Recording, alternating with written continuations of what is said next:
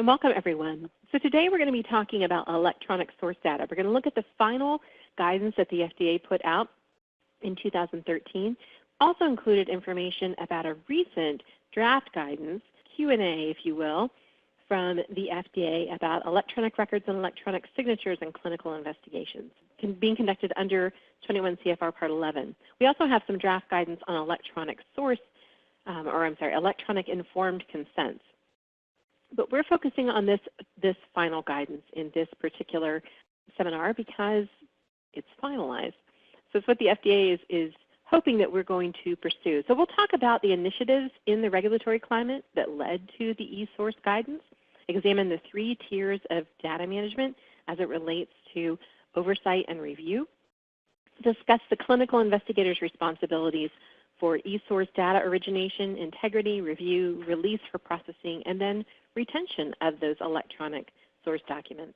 Look at the implications on the guidance on source documentation practices and policies, how we audit, how we monitor, and look at the FDA's expectations for their inspection process for electronic source. So source documents, as we know, are the source for the information that goes into the case report form, whether it's paper or electronic.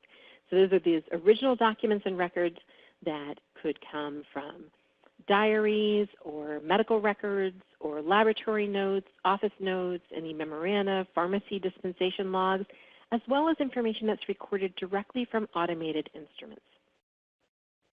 So records, investigators are required to retain those records, required to maintain adequate and accurate case histories that record all observations and other data pertinent to an investigation. So for drugs, biologics, and devices. So we want to make sure that we have those records available. They have been generated in a way that allows us to verify their integrity.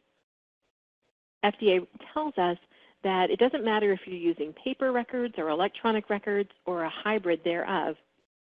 We need to make sure that that data is reliable and usable for the FDA to make a determination about the safety and efficacy of that product for its review and approval.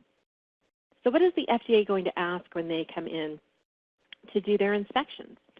If we look at the Compliance Program Guidance Manual, 7348.810, it's the FDA's SOP, if you will, on how to perform inspections of sponsors, monitors, and auditors. Are you guys familiar with this? If you could give me a green check if you are, a red X if not, please. So this one was okay. So we'll make sure we send that out. This one was updated in April of this year to include some expanded information about registration of trials on clinicaltrials.gov. So under the Bioresearch Monitoring Program, the FDA has these primarily 3 that we use, maybe 4 depending upon what kind of work that you're doing. But these compliance program guidance manuals, how they go and do their inspections. So one of the questions they're going to ask about is how the sponsor or the CRO gathers data. So what are your collection and handling procedures? They want to see your SOPs. Review the sponsor's written procedures to assure the integrity of safety and efficacy data. So is this done in paper or electronic format? If they're using electronic systems, are those systems defined in the study protocol? Which computerized systems are being used at the site to generate, collect, or analyze data? How does the sponsor ensure that sites are going to have access to their original electronic records? How is this access maintained for the required data retention period at a minimum?